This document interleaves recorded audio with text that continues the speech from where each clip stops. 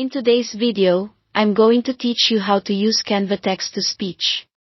By the end, you'll know 2 simple ways to turn your written words into natural-sounding audio right inside Canva, so you can add narration to videos, presentations, or social posts without leaving your project. Let's start with Canva's built-in AI voice.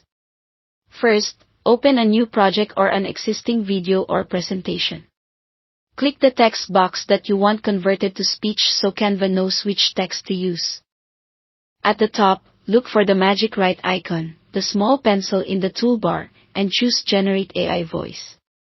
A panel will open on the side. Here, you can type or edit the text you want narrated, select the language, and pick a male or female voice. For the best results, write clearly and include punctuation, since commas and periods help the voice read at a natural pace. When your settings are set, click Generate. Canva will create the audio and place it in your design as an audio track. You'll see it appear alongside your content, ready to preview with your visuals. If you're aiming for a specific tone, try matching voice style and language to your audience and keep sentences concise for smoother delivery. Now, let's look at using text-to-speech apps inside Canva. On the left sidebar of the editor, click Apps. In the search bar, type text-to-speech to find the available options. Select the app you want to use, then choose whether to open it in your current design or start a new one. Inside the app, paste or type your script.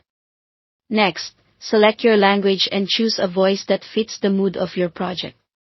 You can also adjust pitch, speed, and volume here. Slightly slower speeds can improve clarity for tutorials, while a modest pitch adjustment can make the narration sound more expressive. When everything looks good, click to generate the audio, then choose Add to Design. Your new voiceover will appear in your project, just like any other audio track, so it's easy to line up with your content. That's all you need to start creating voiceovers in Canva. Thanks for watching.